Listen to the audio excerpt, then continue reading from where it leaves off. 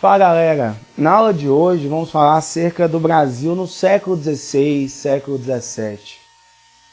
Uma perspectiva mais transversal do tema para que vocês possam aí ficar por dentro de tudo, ou quase tudo, do que foi essas estruturas sociais, do que foi a formação das estruturas sociais no Brasil, a formação do povo brasileiro. Em 1500 vai haver a chegada dos portugueses ao Brasil e dando início ao processo de conquista. Essa chegada vai ser marcada pelo contato dos portugueses com as populações indígenas, onde através do escambo vai se iniciar a exploração do trabalho indígena e vai se iniciar a exploração do pau-brasil. Árvore essa que vai fazer jus ao nome do Brasil a partir de 1503.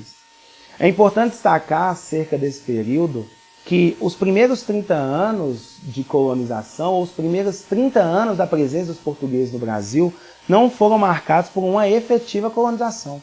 Entre os anos de 1500, 1530, 32, Portugal estava preocupado com as Índias. Havia acabado de chegar às Índias, 1498.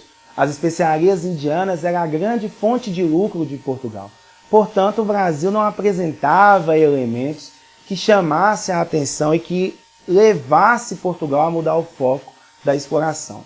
Tudo muda a partir de 1532, quando a ameaça dos franceses que estabeleciam contato com os indígenas nas terras brasileiras vai fazer com que os portugueses se preocupem em efetivamente colonizar o território brasileiro. Isso vai ser realizado a partir de dois elementos: a inserção da economia açucareira no Brasil e a adoção das capitanias hereditárias. Devido à experiência de Portugal, que já explorava a cana-de-açúcar nas suas colônias africanas, devido ao rendimento que o açúcar possuía, Portugal optou por trazer cana-de-açúcar para ser explorado no território brasileiro, porque o clima e o solo do Nordeste possibilitava o desenvolvimento dessa economia. Lembre-se que a tentativa foi de plantar açúcar ou de se produzir açúcar em todo o litoral.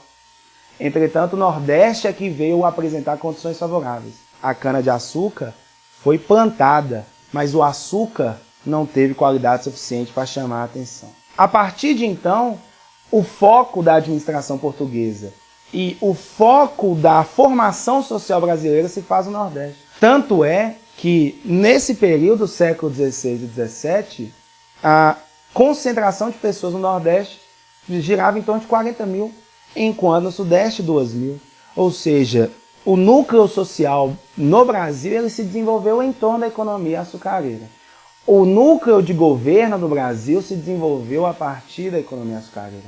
Salvador foi escolhida como nossa primeira sede. Então o governo português se preocupou mais com o Nordeste. Então o século XVI e XVII é marcado por um desenvolvimento na sociedade no Nordeste em torno de economia açucareira.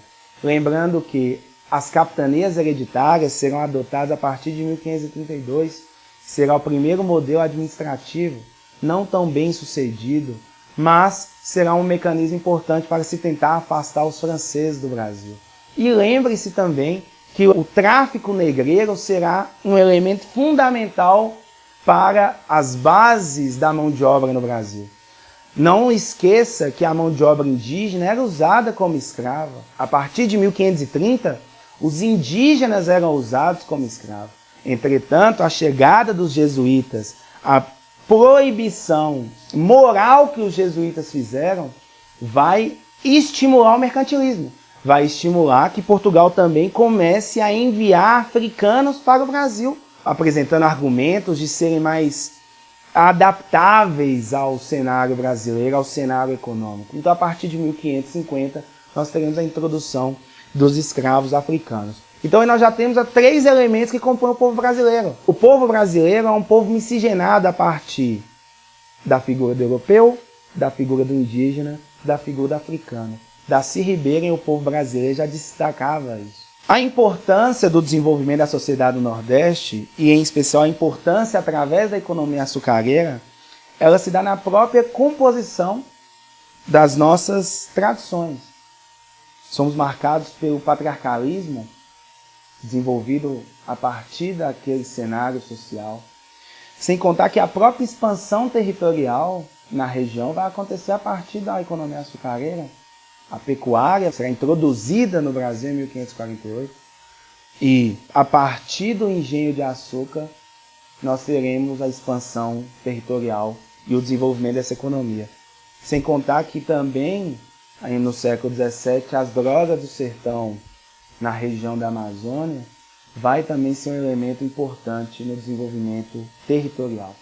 Então, entender a economia no século XVI é entender a sociedade no século XVI, é entender o comportamento do governo no século XVI, é entender a expansão territorial no século XVI, é entender o Brasil.